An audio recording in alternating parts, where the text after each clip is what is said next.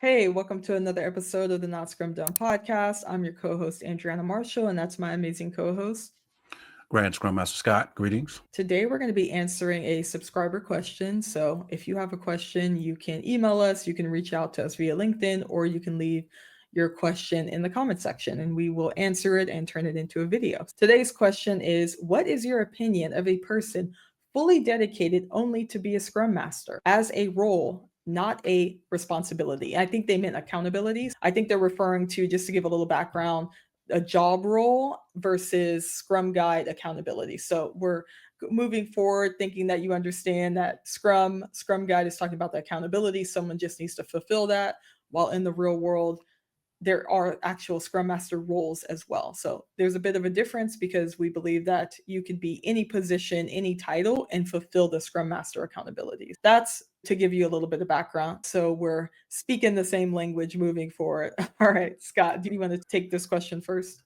Absolutely. I've been a Scrum Master for about 8, 9 years now. And when I came into the industry, it was normal for a Scrum Master to have two teams. So I never thought anything about that.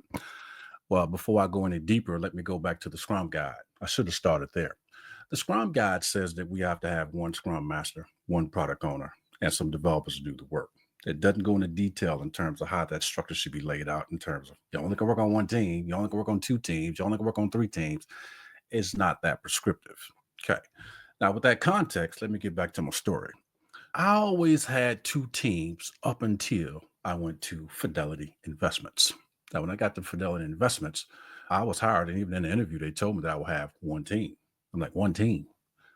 It's unheard of, right? I've been a Scrum Master about 5 years at this particular point. So I'm like, one team.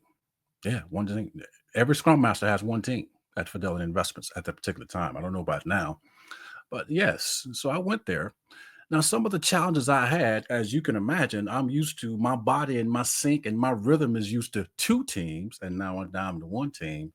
It's just that I find myself getting in the team's way because I had a little bit more time on my hands than usual because Fidelity was more on the, I would say, the higher agile maturity end of the spectrum than some other companies. So they had agile coaches there. They had a very well-oiled machine. We had community practice. We had all of those things, but still, I just felt like, hey, I just wasn't utilizing my time. Again, I think that was just more so I was used to two teams versus one. That's the only company I ever seen that actually had one team. Thereafter, it's always been two teams. But check this out. Now, my current contract is three teams. One, I think is too little, my personal opinion for my skill set. Three, I think is too much. Well, Scott, how do you bridge that gap? You have the values in Scrum to help you land in a good place. Right now I'm good with three teams, but if they came to me and say, hey, we got another team for you, I'm like, I'm going to look at the value of courage and open my mouth and say, you know what? I don't think I can service four teams effectively under these conditions, circumstances, or whatever it may be. Just some ideas for you to think about. Again, everybody's skill set and what your workload is totally up to you based upon your skill set, circumstances, environments. Whole lot of factors go into that. But my opinion of a person being fully dedicated to a Scrum Master, it would be nice, but I've only seen it one time in my career. Yeah, but you are a fully dedicated Scrum Master, right? At least at Fidelity, you didn't do project management or development. You just were a Scrum Master. I was just a Scrum Master, no other role. It seems like you're okay with somebody being fully dedicated as a role and not just a responsibility, because that seems to be most of your experience personally. Yes, I do love the fully dedicated role from the standpoint of I'm a Scrum Master and no other role or responsibility from that aspect. Absolutely. Yeah, that's great. I've seen both. My first experience was basically being dedicated as a Scrum Master. There were like other little things that I had to do because we worked at a small company, but I was dedicated as a Scrum Master eventually. In the beginning, I had to do some other things, but I was able to grow to be a fully dedicated Scrum Master, which was fantastic. So the title, the role, the responsibilities all connected together. I went to a couple other companies and one of them was a bit of a mix, was Scrum Master and project management. So there was a lot of external work and a little bit of travel associated with that. That was very interesting, but I will say I did start off as a fully dedicated Scrum Master. And then over time, it became more. Then I went to another company where it was fully dedicated Scrum Master. But I worked with such a mature team that then I ended up having more teams. I was able to do more organizational stuff, which was really awesome. Then I went to a new company and I wasn't hired to be the scrum master. I was hired specifically to be the program manager. And I asked, well, who's the scrum master? And they said, the development manager. I was like, oh, that's new. I haven't seen that. That's very interesting. I do see in practice how that sometimes can be a little challenging because the team thinks that a daily scrum, they're reporting to you.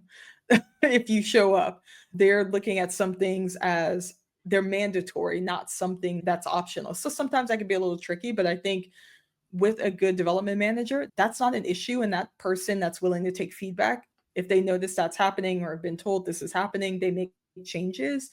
I've also seen lead developers be the scrum master. I've also seen teams rotate. I know some people don't agree with the rotation, but that's how some teams will manage the workload of a scrum master, but it won't be like a 2-week thing. It'll be over a significant amount of time. So I've seen multiple things.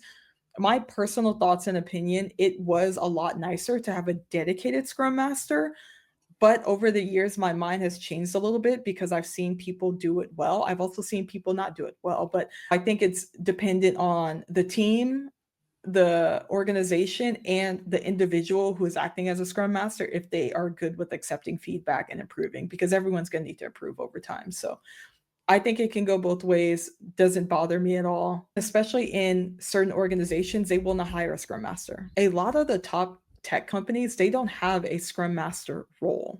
All right. If you have questions, leave them in the comments. You can reach out to us on LinkedIn. Our LinkedIns are in the description. You can also check out some of the free resources and the products that we have. They're in the links below. You can also go to a live course that we have or self-paced course. All of it's in the description. You can also join our email list. All right. Well, if you made it to the end of this video, that means you have an attention span greater than a goldfish. Be legendary, everyone, but not scrum down.